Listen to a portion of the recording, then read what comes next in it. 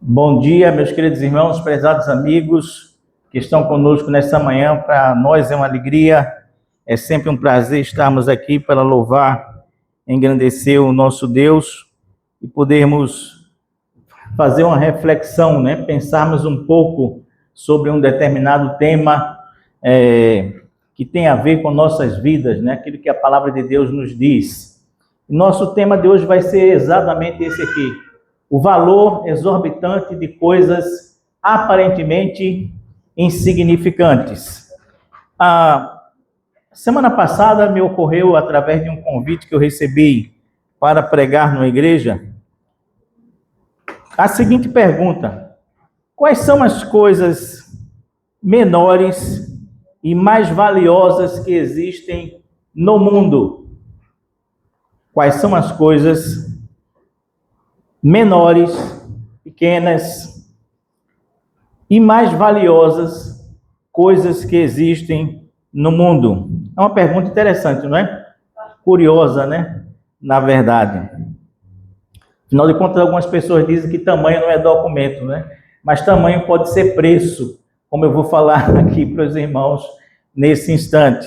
Eu vou apresentar, na verdade, 3 coisas que, em termos de tamanho, são praticamente nada, mas que são absolutamente valiosas, impressionantemente valiosas, na verdade. Primeira delas, Josim.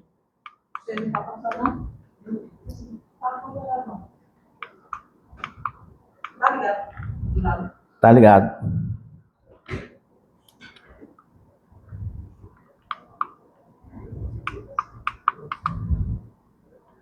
A primeira delas é esta aqui. Agora foi, beleza.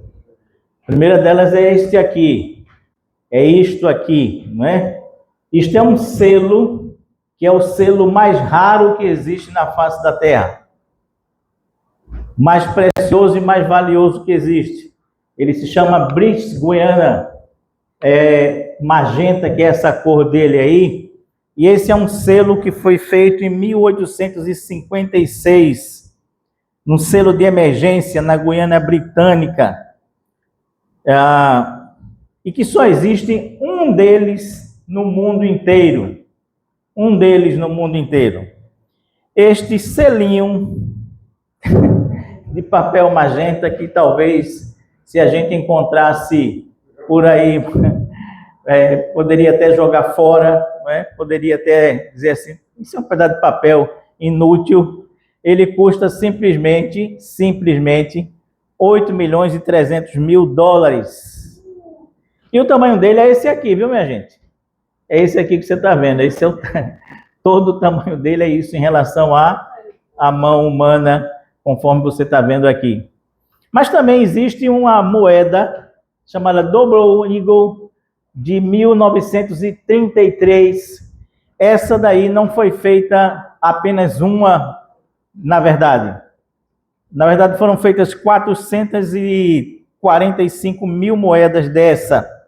Mas cargas d'água, o presidente americano Roosevelt resolveu que não iam entrar em circulação de jeito nenhum. É uma moeda de $20. E aí ele mandou derreter todas essas moedas que tinham sido feitas, e elas não existem mais, nenhuma delas, a não ser uma única moeda dessas. E essa única moeda delas, ela foi vendida em 2021 pela bagatela de $18,9 milhões. Moedinha. 18,9 milhões de dólares. A outra coisa que é bem pequena, que parece bem insignificante, é esse diamante, que é a gema mais rara que existe na face da Terra. E ela pesa somente 5,11 quilates. 5,11 quilates.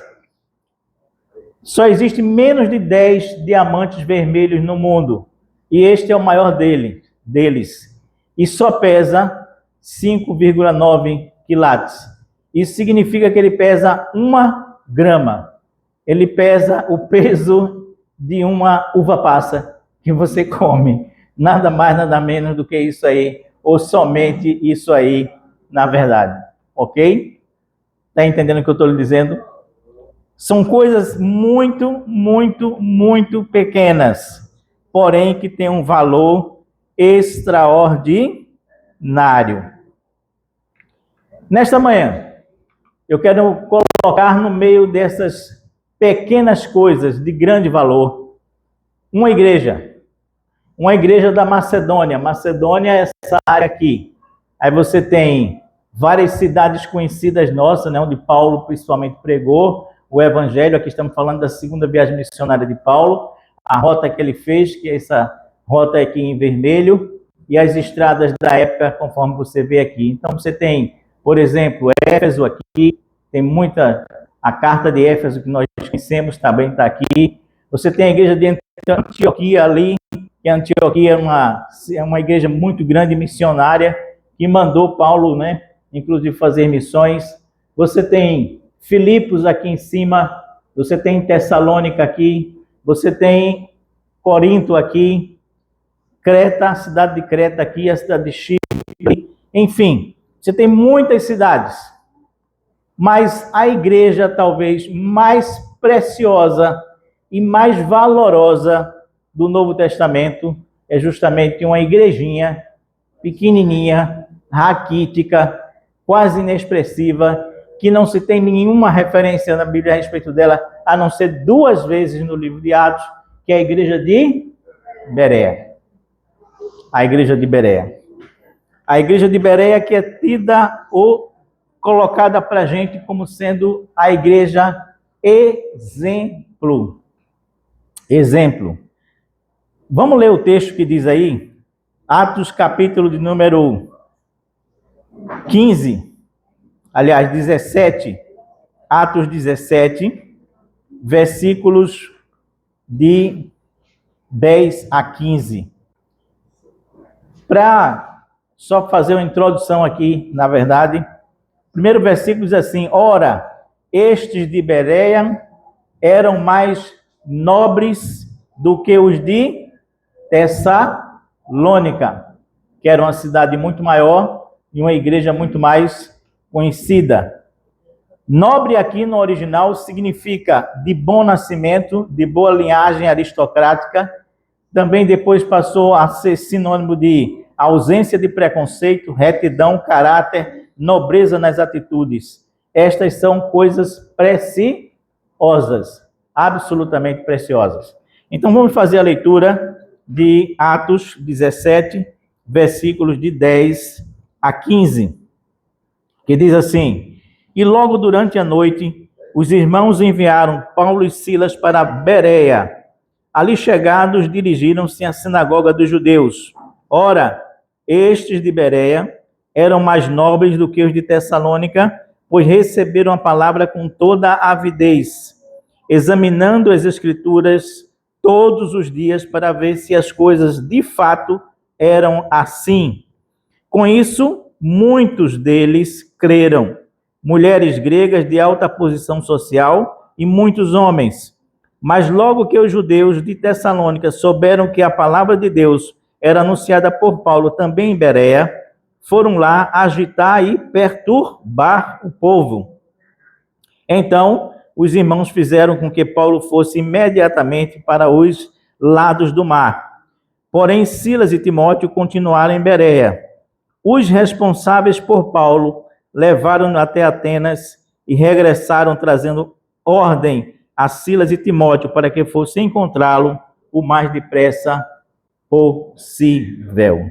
Amém? Vamos orar.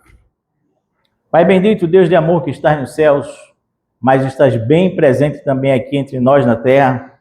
Nós queremos te agradecer imensamente o prazer, a alegria, a felicidade que nós temos, Pai bendito e Deus eterno, de poder nos achegarmos à tua palavra, de podermos meditar na tua palavra, de refletir na tua palavra, podermos estar abertos de coração para ouvir a tua palavra, Pai. Nós pedimos que o teu divino Espírito Santo seja aquele que vai nos ensinar, vai ministrar a cada um de nós nesse instante. Que a tua graça, o teu amor esteja, portanto, nesse ato de encontro nosso com a tua palavra, para que nós possamos realmente captar tudo aquilo que vai ser dito e colocado aqui como sendo uma expressão do teu querer para o nosso viver em nosso dia a dia, Pai. Muito obrigado pela honra de ministrar a tua palavra mais uma vez, em nome de Jesus. Amém, amém e amém.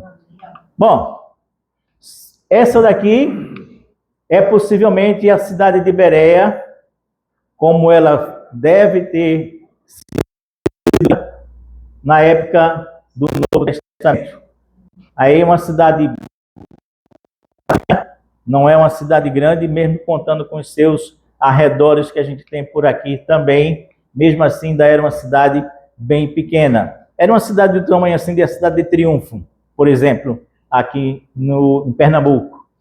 Mas ela tinha algumas coisas, que ela é um exemplo fiel, verdadeiro, sincero, honesto, precioso do que pode ser uma igreja. Uma igreja ela pode ser pequena, mas ela tem que ser como a igreja de Bereia. Essa igreja de Bereia, ela tem sempre 7 exemplos preciosos para nós como igreja e nós como indivíduos também. Primeira coisa, o texto diz que eles eram mais do que nobres do que os de Tessalônica. Em segundo lugar, o texto diz também que eles tinham avidez pela palavra de Deus. Avidez, receberam com avidez a palavra de Deus.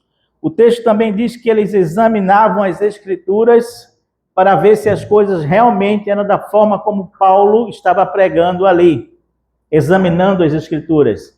O texto também diz que eles faziam isso todos os dias. Isso se chama de persistência. O texto também vai dizer para a gente que eles tinham uma finalidade de evangelização. Por quê? Porque ele diz que muitas mulheres da alta sociedade grega se converteram, assim como homens e também os judeus. Então era uma igreja aberta a muitas pessoas que queriam ouvir o evangelho.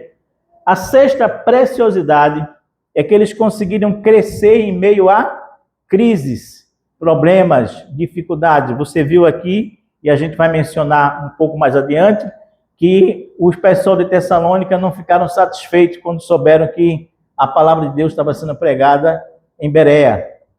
E foram lá agitar e perturbar. Então eles cresceram em meio a crises. E em sétimo lugar, o sétimo exemplo para nós é na responsabilidade para com o outro. Moisés estava falando aqui e eu estava dizendo comigo mesmo, como o Espírito Santo é, né? Porque exatamente esse é um ponto que nós vamos falar hoje pela manhã aqui também. Então, eu não vou conseguir falar dos 7 pontos, as 7 preciosidades, as 7 raridades dessa igreja pequena, quase que invisível, mas vou falar pelo menos de 3 desses pontos aqui, discorrer sobre 3 dessas questões com os irmãos. A primeira coisa que nós queremos falar é exatamente isso aqui.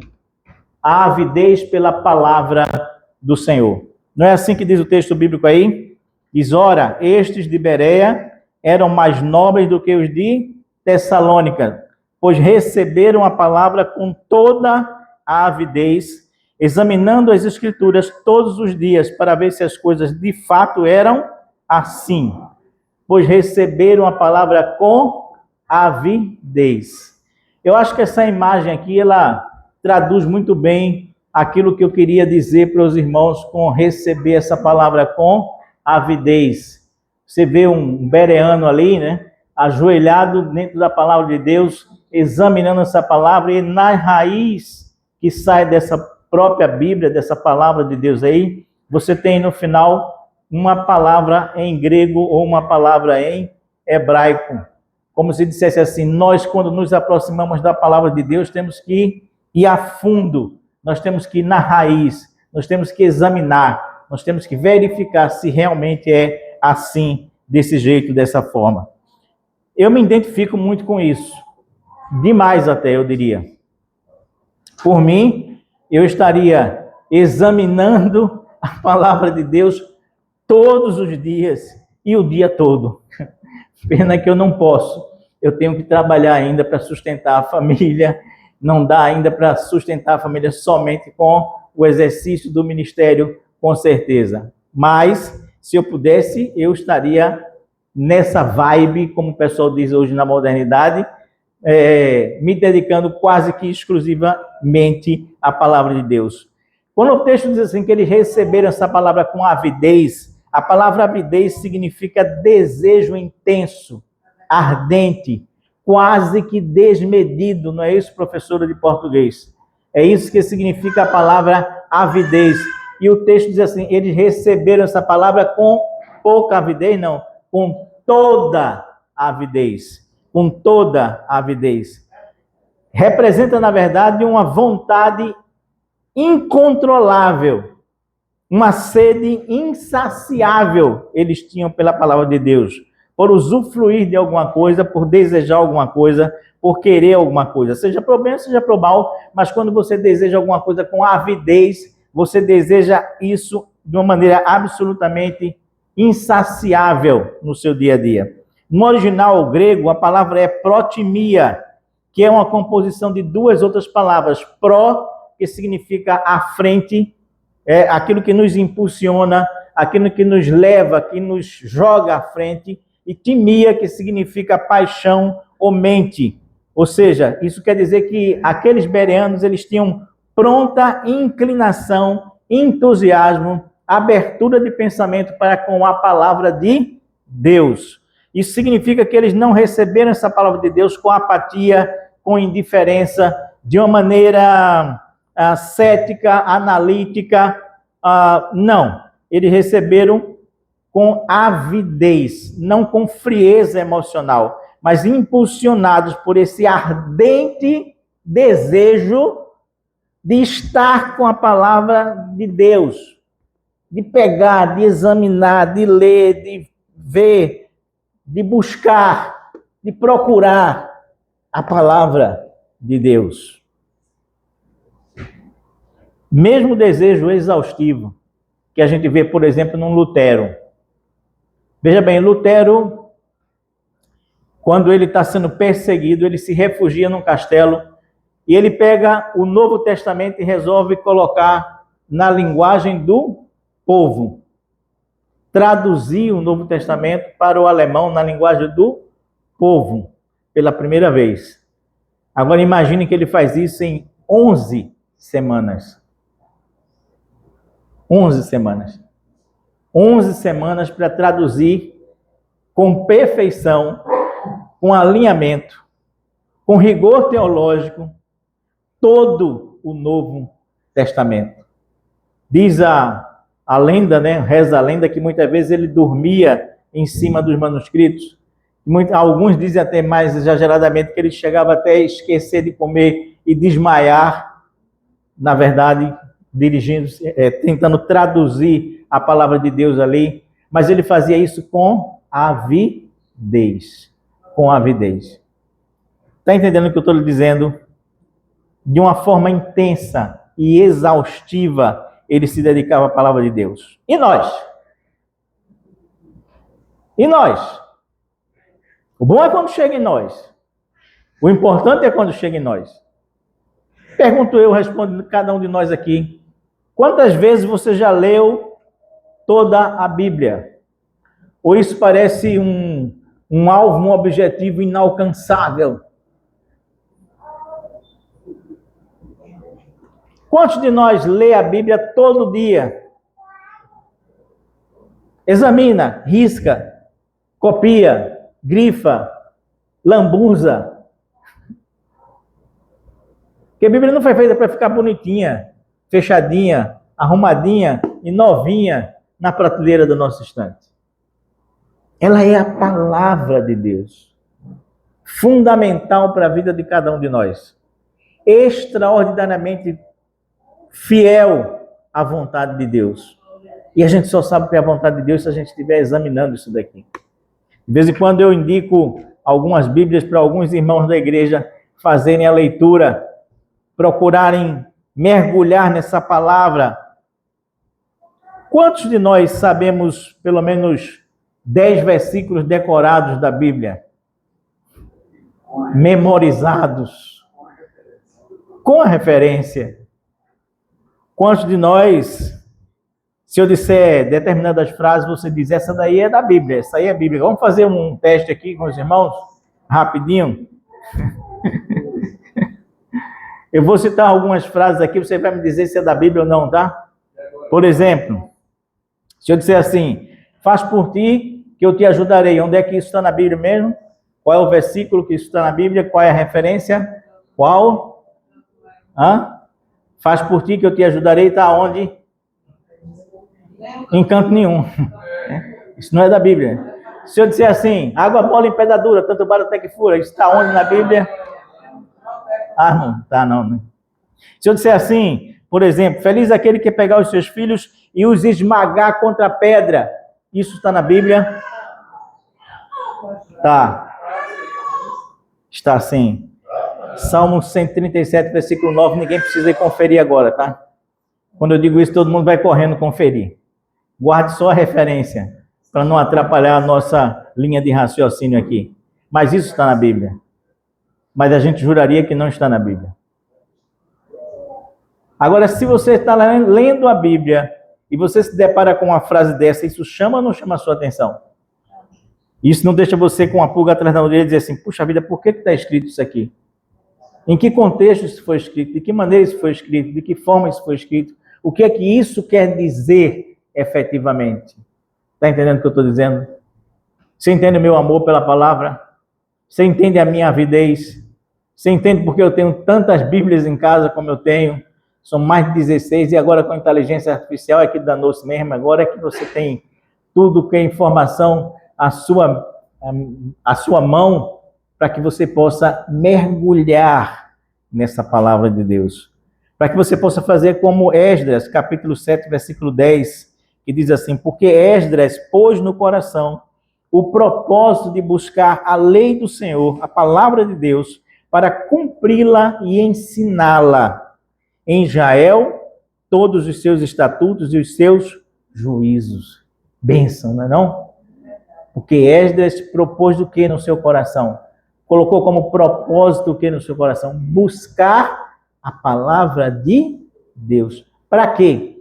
Duas coisas ele diz. Para cumpri-la, porque não adianta nada a gente conhecer sem cumprir, e para depois sim, que você conhece e você cumpre, aí sim você pode ensinar esses estatutos e essa palavra de Deus.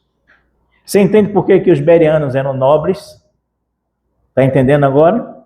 Porque Deus, ele quer olhar para a terra e ele quer ver igrejas assim. Minha maior alegria é quando eu prego aqui e durante a semana, ou logo depois do culto, ou em algum momento do meio da semana, algum irmão manda um e-mail para mim, manda uma mensagem para mim de WhatsApp, manda alguma coisa dizendo assim, pastor, aquela coisa que o senhor disse, não sei o quê, não sei o quê, não sei o quê, assim, assim, assim, assado, aquela expressão assim, assim, assim, assim, assim. Aí eu noto que as pessoas estão envolvidas com a palavra de Deus. A gente está pensando em fazer algumas modificações na estrutura do culto da nossa igreja, e entre essas modificações, eu já fiz um experimento aqui, sem nem os irmãos saberem, né? Está aquela parte que eu estou chamando de conexão com a palavra. É pegar a palavra que vai ser pregada, dar 10 minutos para os irmãos lerem essa palavra, meditarem sobre essa palavra, degustarem essa palavra, ruminarem essa palavra e escrever assim, o que essa palavra me disse ao meu coração.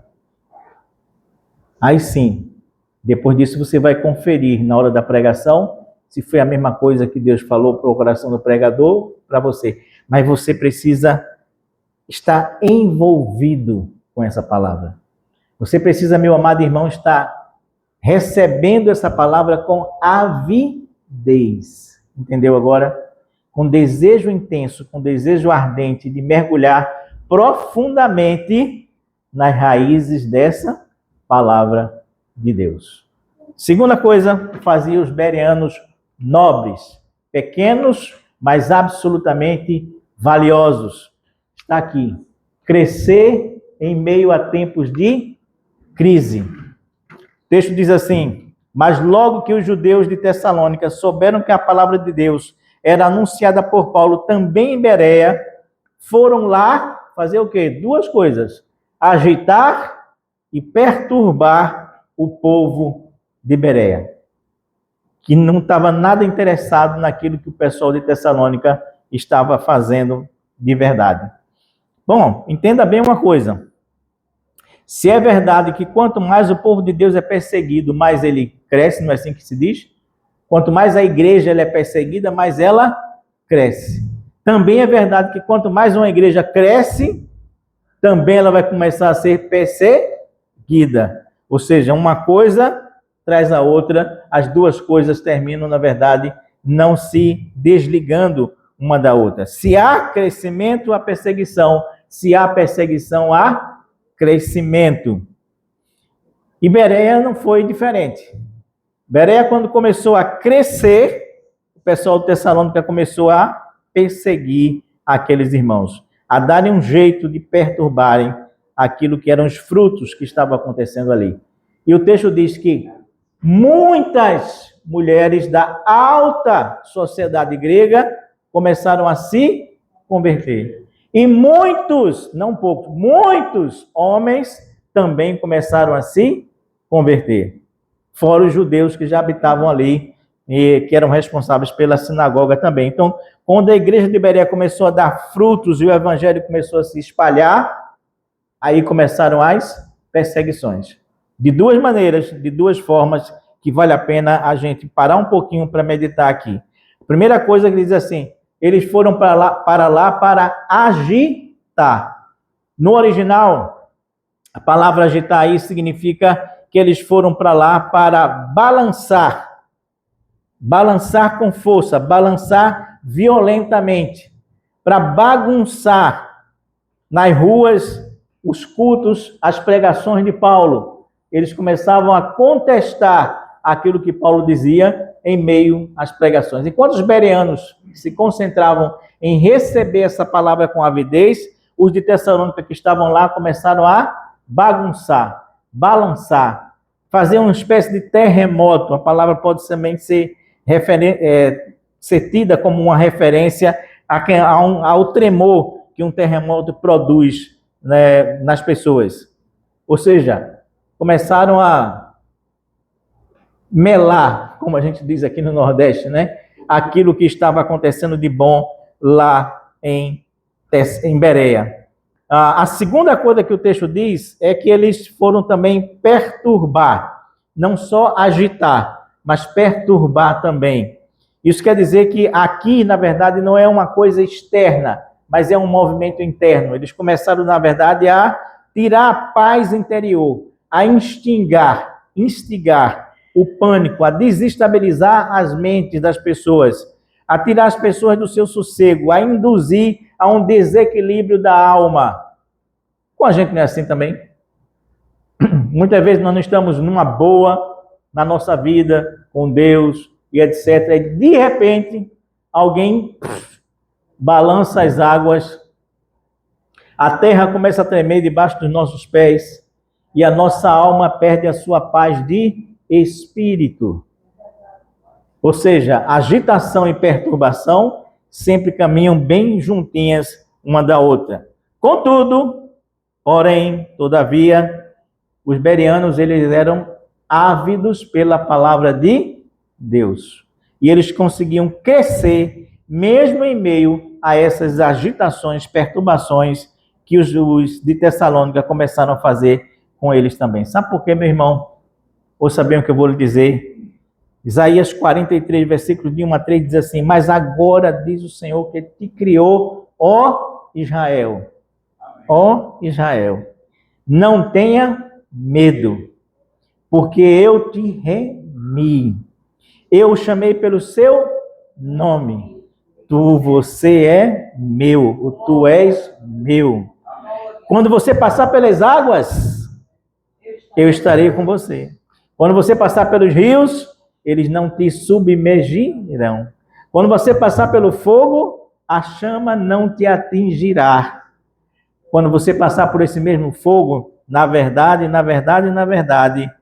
nada disso vai te atingir, vai te tocar, porque eu sou o Senhor que estou contigo para sempre.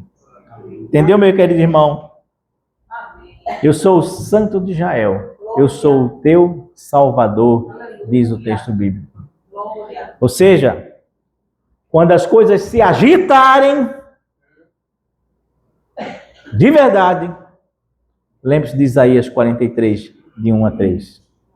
Seja o que for que você estiver passando, na verdade Deus estará com você. A presença dele é assegurada e nada vai fazer você sair do prumo do rumo se você estiver com Deus.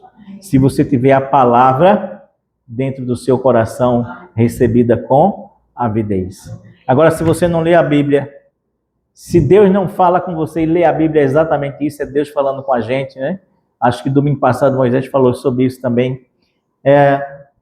Se você não lê a Bíblia, na hora da agitação você não tem o que recorrer, não tem o que lembrar, não tem o que pensar, não tem o que lhe sustentar, verdadeiramente, de jeito nenhum.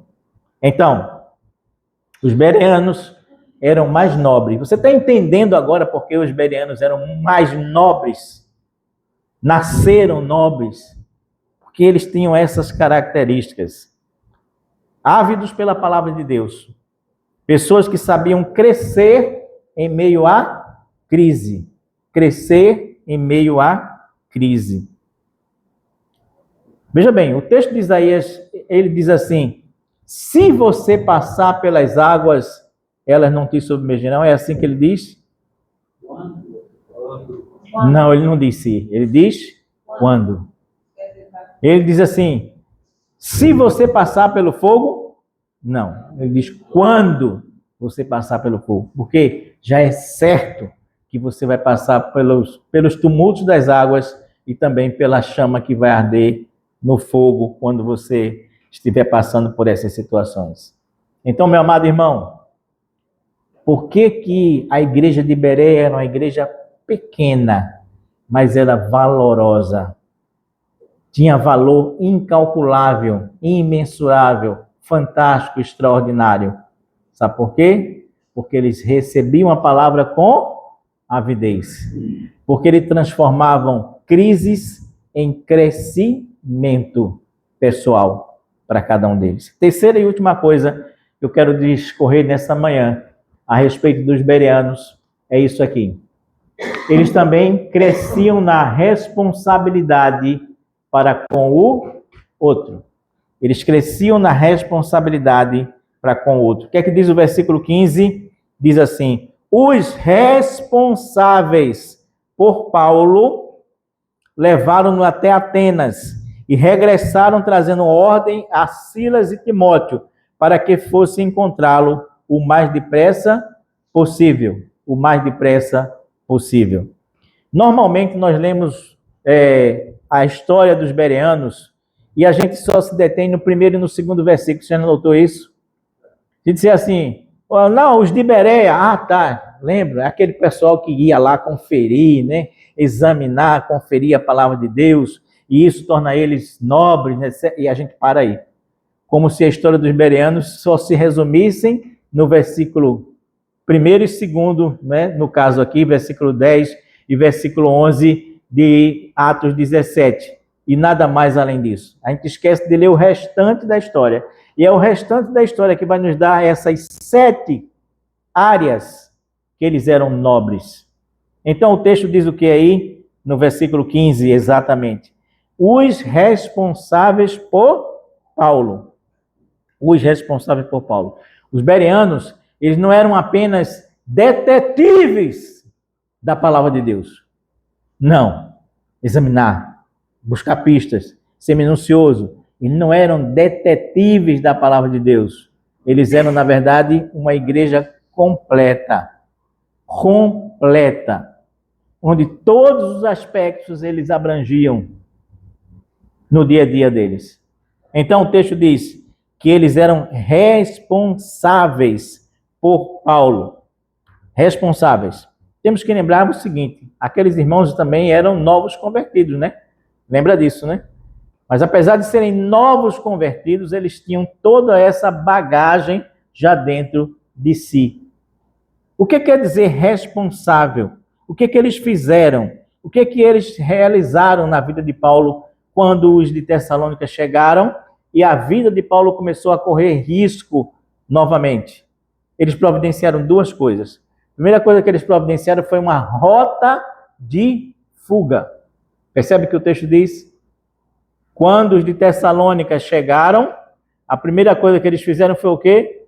Pegar Paulo e levar para o lado do mar. Lembra que tinha na foto que eu mostrei para vocês o mar lá em cima? Eles pegaram Paulo e levaram para o mar. Mas eles não fizeram só isso. Não providenciaram apenas uma rota de fuga. Eles também providenciaram uma escolta para Paulo. Percebeu isso também? Quando o texto diz assim, os responsáveis por Paulo. Isso quer dizer que eles fizeram uma escolta. Um grupo de irmãos que acompanharam Paulo nessa rota de fuga. Mas não só isso. Aqueles irmãos levaram Paulo até o porto. No porto, eles compraram a passagem de Paulo. Não satisfeitos apenas em levar até o porto e comprar a passagem de Paulo, eles embarcaram com Paulo. Eles levaram até o porto, eles compraram a passagem, eles entraram no navio, eles navegaram com Paulo, eles deixaram Paulo em Atenas, seguro. E depois disso é que eles voltam. Eles fizeram uma viagem de 400 quilômetros, meu querido irmão, de navio. De Berea até Atenas. Você entende o que é ser responsável pelo outro agora? Porque o mal também anda muito para nos atingir, né? Se a gente for olhar o mal também anda muito para nos atingir. Os de Tessalônica, que estavam perseguindo Paulo, eles andaram 75 quilômetros a pé para perturbar Paulo, para agitar as coisas, para fazer as coisas, na verdade, saírem do controle. 75 quilômetros o mal andou para prejudicar Paulo e os de Berea. Mas os de Berea foram mais responsáveis, ou seja, eles assumiram a palavra responsabilidade no sentido etimológico dela. Ser responsável é você responder pelo outro, entendeu? É você dizer assim, eu me responsabilizo por você. É meio como aquele homem que ajuda o bom samaritano, né? Que pega o indivíduo, põe em cima do seu animal, leva para uma estalagem, paga pela hospedagem, ainda deixa uma calção de dinheiro, caso necessário fosse gastar um pouco mais, tinha-se com que gastar com aquele homem. Esse é o indivíduo que é responsável, que está disposto a responder pelo outro. Ou seja, tiveram todo o cuidado possível com Paulo naquela hora, naquele instante. Vê bem,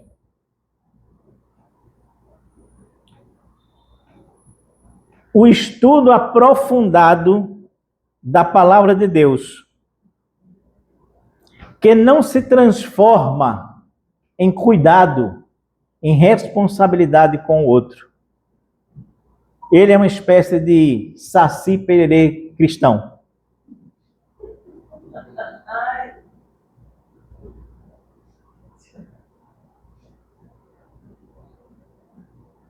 Se ligou?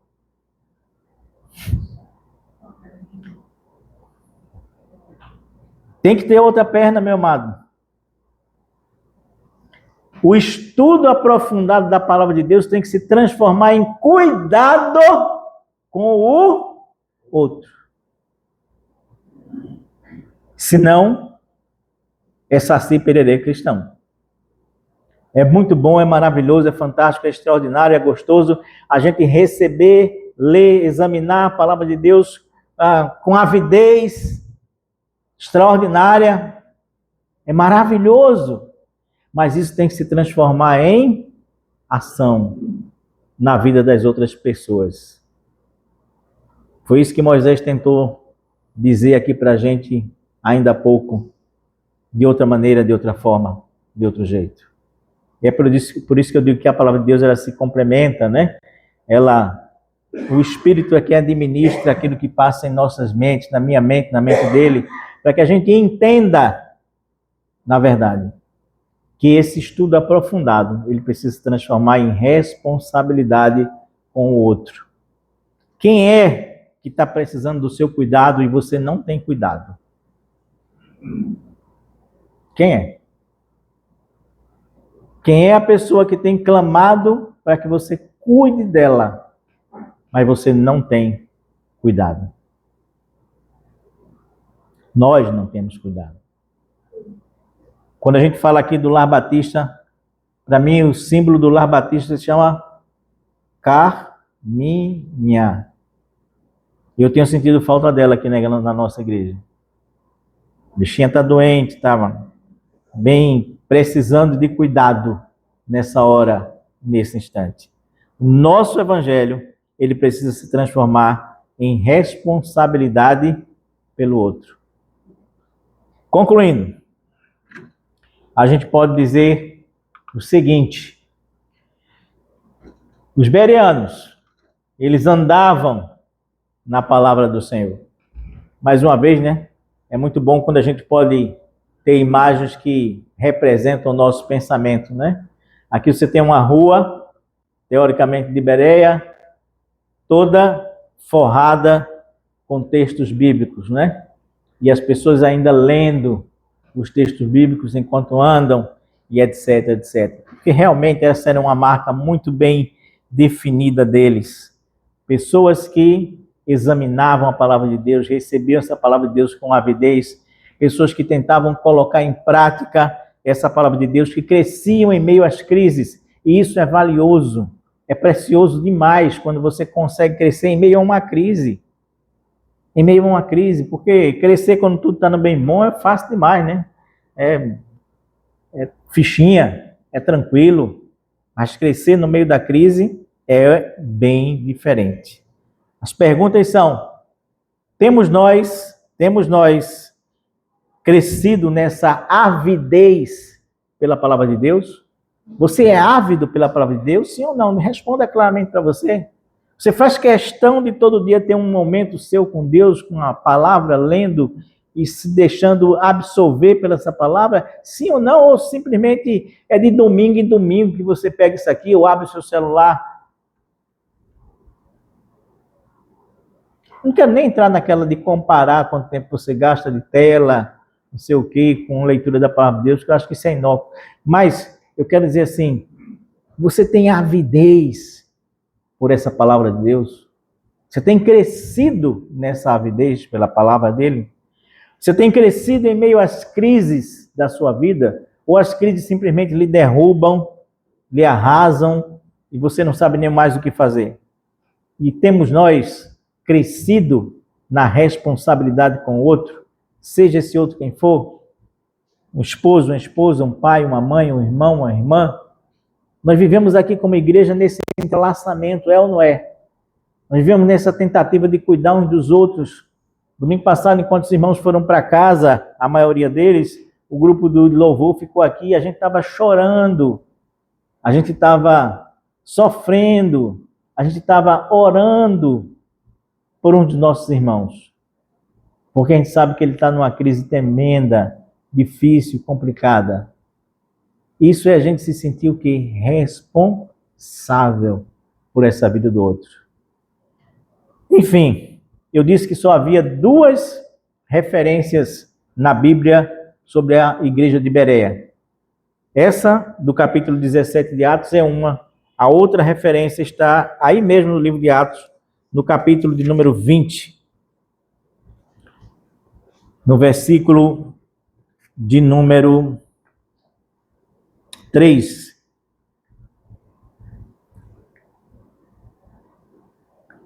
Novamente, é outra viagem missionária de Paulo. E o texto diz assim: havendo atravessado aquelas terras, fortalecendo os discípulos com muitas exortações, ele, Paulo, dirigiu-se para a Grécia, onde se demorou 3 meses. Quando estava para embarcar rumo à Síria, houve uma grande conspiração por parte dos judeus contra ele. Então ele decidiu voltar para a Macedônia. Você percebe mais uma vez quem é o personagem da história? Paulo. Sendo perseguido por quem mais uma vez? Os judeus. Havendo uma conspiração para matá-lo. E aí o que diz o texto bíblico no versículo 4? Que nesse momento, nessa hora que Paulo novamente estava correndo perigo de vida, acompanharam a Paulo um indivíduo chamado Sópatro, de Bereia, filho de Pirro, Aristarco e Segundo, que eram de Tessalônica, Gaio, que era de Derbe, Timóteo e também Tíquico e Trófimo, que eram da província da Ásia. Mas o primeiro a estar junto de Paulo aqui foi um indivíduo chamado Sópatro. Nome estranho, né? Não, mas se você quiser dar para o seu filho também, tudo bem, né? Livre escolha, né? Que é um nome bíblico. Coloca o nome do bichinho de Sópatro. Sópatro no português é muito feio, mas no original ele é bem bonito. Sópatro significa aquele que guarda o Pai. Aquele que guarda o Pai. Esse cara continua sendo um bom bereano. Um bom responsável pela vida do Pai na fé dele, que era Paulo. Meu amado irmão, meu querido amigo que me ouve nessa manhã e vai me ouvir por aí ao longo desse caminho. Que nós possamos sermos nobres, crescendo na avidez pela palavra de Deus, aprendendo a crescermos nas crises, nos problemas e nas dificuldades, e também crescendo no cuidado, na responsabilidade pelo outro, na tentativa de responder por essa vida do outro. Que Deus nos abençoe, que Deus nos acompanhe nessa jornada e nessa missão de sermos, pelo menos um pouco, parecido com os bereanos. Que Deus nos abençoe. Amém e amém.